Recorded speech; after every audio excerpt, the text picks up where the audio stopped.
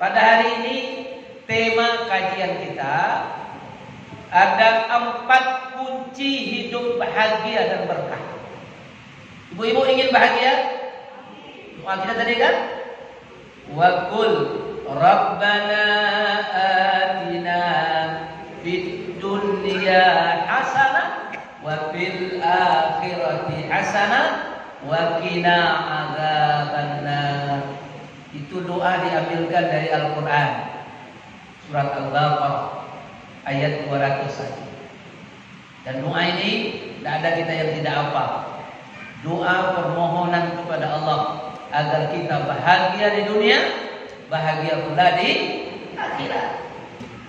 Berkah di dunia, terlebih-lebih berkah akhirat.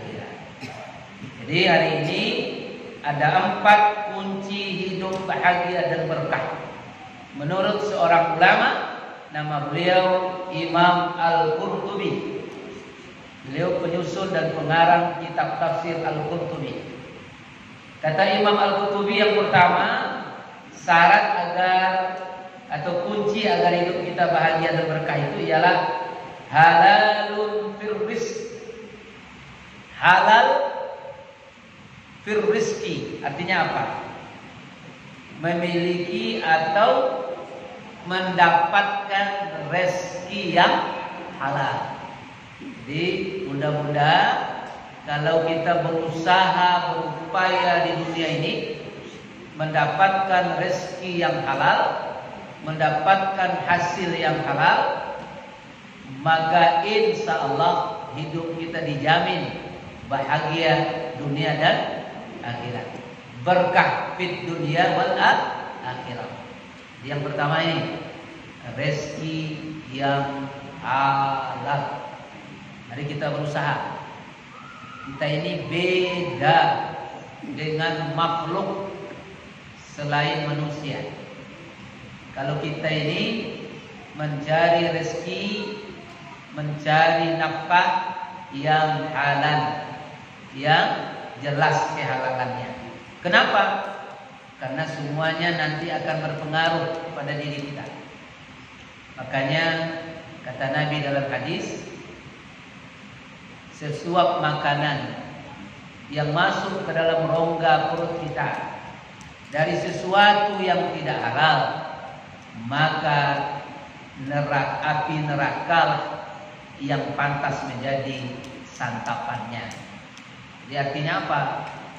Orang yang asal makan saja tidak jelas, H3S halal haram hantam saja, atau H3T halal haram hantam terus, ini berpengaruh.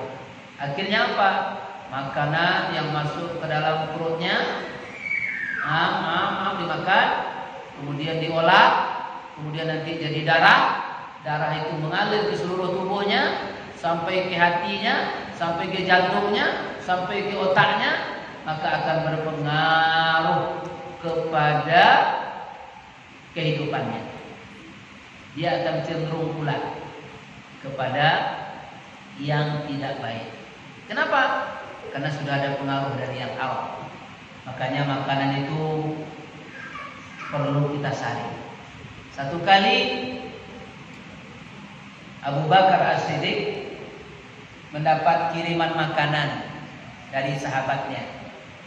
Tapi kali itu beliau agak sedikit terlupa menanya, dari mana makanan ini?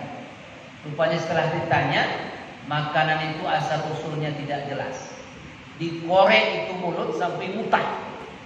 Dikorek mulutnya Abu Bakar As-Siddiq sampai mutah, sampai keluar semuanya. Kenapa? Karena makanannya subhat, tidak jelas. Subhat itu apa? Belum tentu itu halal, belum tentu itu haram. Bainahuma, di antara keduanya.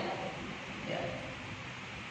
Begitu hati-hatinya para sahabat Nabi dengan makanan yang masuk ke dalam perutnya. Makanya kunci hidup bahagia, kunci hidup berkah itu ialah memakan dan mendapatkan rezeki yang halal. Kalau kita orang Islam, halalan thayyiban. Halal yang hukumnya tauhid, ya baik ya juga.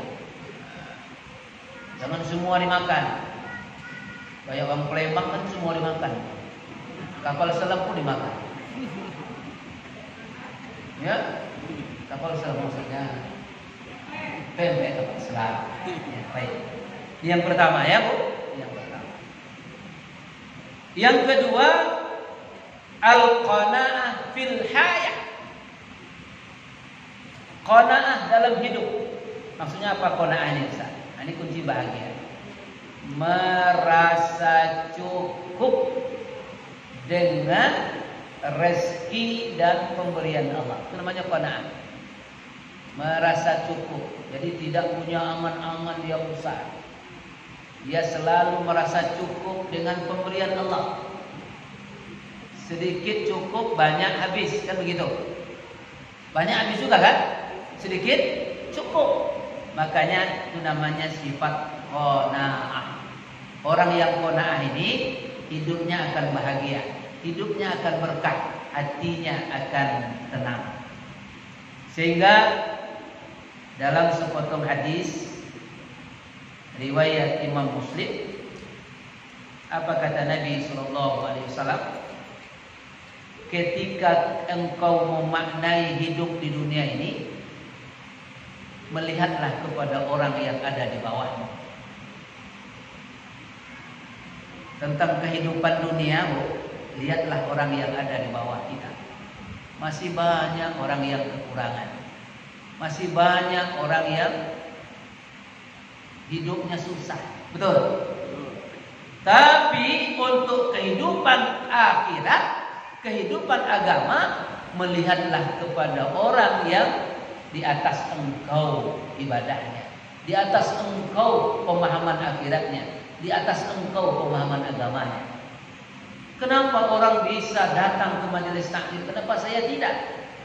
Saya juga punya kaki, punya tangan, saya juga sehat, bahkan saya punya kendaraan. Kenapa saya tidak mampu? Nah, lihat di atas. Jangan terbalik. Untuk dunia lihat ke atas, untuk akhirat lihat ke bawah. Itu orang yang sengsara. Dia orang yang berbahagia itu qanaah. Merasa cukup. Dilihat orang yang pakai dia punya mobil, masih ada orang yang punya motor. Dia punya motor, ada orang yang punya sepeda. Dia punya sepeda, ada orang yang jalan kaki. Dia bisa berjalan, ada orang yang lumpuh bertahun-tahun. Akhirnya apa?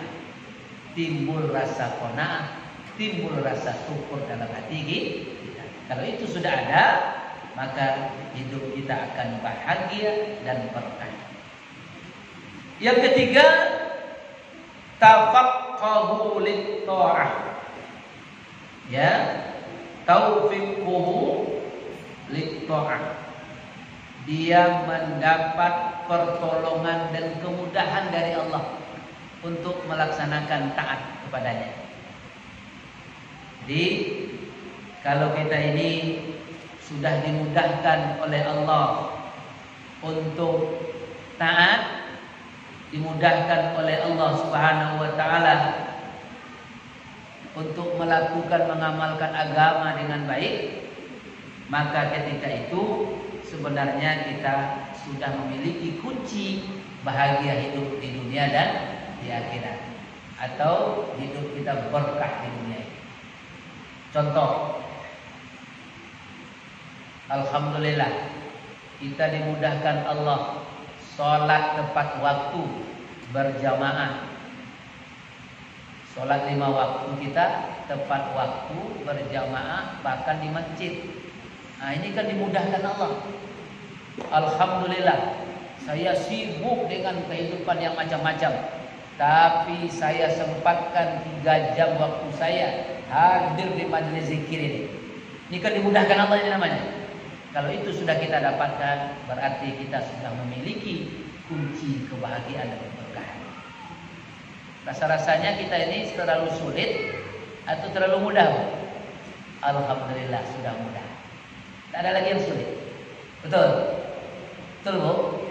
Iya, kalau dulu susah Bu. Mau mengamalkan agamanya susah. Sekarang udah mudah semua. Ya, mudah kan? Kalau ada juga yang sulit, itu dia menyulitkan dirinya sendiri. Ya, makanya tidak ada yang sulit. Semua dimudahkan Allah. Makanya dalam ayat Allah surat Muhammad ayat 7, ya ayyuhalladzina amanu in tansurullah yansurkum wa yusabbit aqdamakum. Nah, jika kamu menolong Allah, maka Allah pasti akan menolongmu. Jika kamu taat kepada Allah, Allah akan memberkahi hidupmu. Wa yusabbit aqdamakum, dan Allah akan meneguhkan pendirianmu di atas kemenangan dan kebaikan itu. Di istiqomah sajalah, insyaallah dimudahkan Allah. Jadi yang kedua, ditolong dan dimudahkan Allah dalam ketaatan melaksanakan agama Allah. Yang keempat, yang terakhir, kata Imam Al-Qurtubi, kunci hidup bahagia dan berkah itu ialah halawatul ta'ah fil ibad. Maksudnya apa? Merasakan manisnya dalam taat dan ibadah kepada Allah. Coba hari ini, mudah-mudahan semua dalam kita menjalankan agama, menjalankan perintah Allah, rasanya ada rasa nikmat atau belum? Nikmat ya. Lagi baca Quran nikmat apa tidak? Nikmat. Lagi sholat 5 waktu nikmat apa tidak? Nikmat. Lagi sholat malam nikmat apa tidak? Mana ngantuk, tapi nikmat. Jika nikmat itu sudah ada, kunci kebahagiaan dan keberkahan itu sudah kita miliki. Banyak orang dia beribadah itu ya seperti dalam penjara, seperti di atas bara. Kenapa? Tidak ada nikmat sedikit pun di hatinya. Makanya kata Nabi Sallallahu Alaihi Wasallam sepotong hadis riwayat Imam Ahmad dan Abu Dawud, salatul man kunna wajada halawatal iman.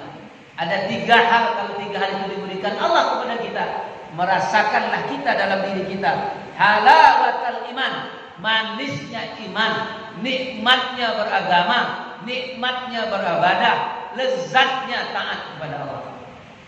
Apa yang pertama? Allah dan Rasulnya lebih kita cintai daripada selainnya. Jadi cinta kepada Allah dan Rasul itu asyaddu hubbilillah, bersangatan cinta kita kepada Allah. Kalau sudah azan itu tak ada cerita lain, harus mendatangi Allah, harus menyebut Allah, harus dekat dengan Allah. Tandanya sudah lezat iman dalam hati kita. Yang kedua, kita cintai saudara-saudara kita ini, seiman, seagama, satu majlis. La yuhibbu illallah. Tidaklah kita cintai dia kecuali hanya semata-mata karena Allah. Tidak ada yang lain, tidak ada udang di balik bakwan, tidak ada udang di balik batu, tidak ada maksud-maksud tersembunyi. Kita hadir ke sini hanya karena cinta sesama kita dan juga cinta kepada Allah. Yang ketiga, dia benci kekafiran, dia benci kekufuran, dia benci kejelekan, dia benci ketidakdisiplinan, sebagaimana dia benci dilemparkan Allah ke dalam neraka jahanam. Ibu-ibu benci tak? Takut tak dilemparkan ke neraka jahanam? Takut. Seperti itu bencinya kita kepada keburukan, kepada kemaksiatan, kepada kekafiran. Jika itu kita dapatkan halawatan iman, kata Nabi, manisnya iman itu sudah ada pada diri kita, lezatnya beragama itu sudah ada pada diri kita. Mudah-mudahan 4 kunci ini kita miliki. 1, rezeki yang halal. 2, qanaah, redho menerima ketentuan Allah. 3, ya, taufiqhur lit-ta'ah, ditolong dimudahkan Allah menjalankan ketaatan. Terakhir Terakhir, halawatut ta'ah wal ibad. Ya, ada rasa manis ketika kita melaksanakan ketaatan dan melaksanakan ibadah kita kepada Allah Subhanahu wa taala.